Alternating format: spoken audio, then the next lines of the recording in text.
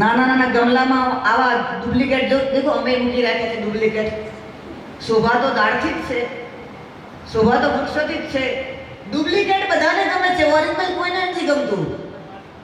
ભારતની વસ્તી પ્રમાણે ભારતમાં 2 કરોડ વૃક્ષોની જરૂર છે. 2 કરોડ વૃક્ષો ઓછા છે. જો આ વૃક્ષનું બેલેન્સ, પ્રકૃતિનું બેલેન્સ નહીં રહે તો હજુ તો આટલી જ ગરમી છે. હજુ તો આપણે સહન કરી શકીએ છીએ. કેટલા એવા જીવ છે કે બધા બળીને મરવા લાગ્યા છે. પ્રકૃતિનું બેલેન્સ ખોવડાઈ રહ્યું છે. એટલે આપણા બધાની ફરજમાં આવે છે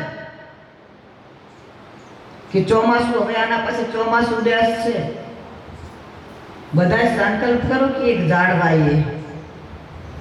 એ ઝાડ વાવીને ખાલી વાવીને એક દિવસ પાણી રેડ્યું ને બસ પછી ભૂલી જાય નહીં. જેમ પોતાના સંતાનનો ઉછેર કરીને મોટું કરીએ એમ એક ઝાડનો ઉછેર કરીએ. કારણ કે આપણી પ્રકૃતિ બચશે તો આપણે બચશું અને આપણી આવનારી પેઢી બચશે. પ્રકૃતિ બચાવવી આપણી ફરજ છે. ઘણા બધા ઝાડખા કાપી નાખ્યા છે અને જો પ્રકૃતિ નહીં બચી તો તમે ક્યાંથી બચશો? અત્યારે ઘણા એવા જીવ જંતુ દેખવા નથી મળતા.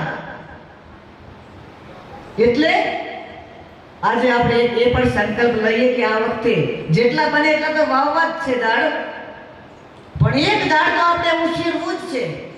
આપણી પાસે જગ્યા ના હોય તો કોઈની જગ્યામાં જઈને, ગમે ત્યાં જઈને એક ઝાડનો ઉછેર કરીએ. વડલો વાવીએ, પીપળો વાવીએ, લીમડો વાવીએ. આવું ઝાડ વાવીએ કે પ્રકૃતિને કામ આવે.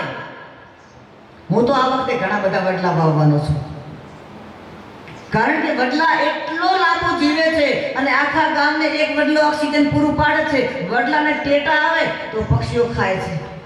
એટલે હું તો આ વખતે ઘણા બધા વડલા વાવવા ચાહું છું અને વાવીશ પણ. તમે પણ એક ઝાડ વાવજો તો આ 2 કરોડમાંથી થોડાક તો ઝાડ ઓછા થશે, વવડાશે તો એની સંખ્યા ઘટશે. અને જેને મળે એને કહો એક ઝાડ વાવો, એક ઝાડ વાવો.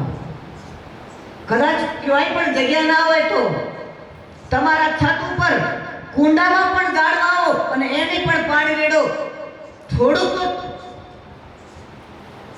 એ ઝાડમાંથી ઓક્સિજન મળશે. થોડોક તો એ ઝાડ કેટલી ગરમી સહન કરે છે. ઝાડ આ ઝાડ આટલા બધા ઝાડ ના હોત ને તો આપણે રહી પણ ના શકત.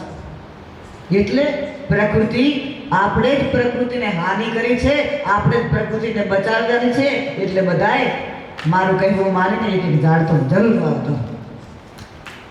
મારી વાણીમાં અહીંયા વિરામ આપું છું. પ્રેમથી બોલે સદગુરુદેવ મહારાજ કી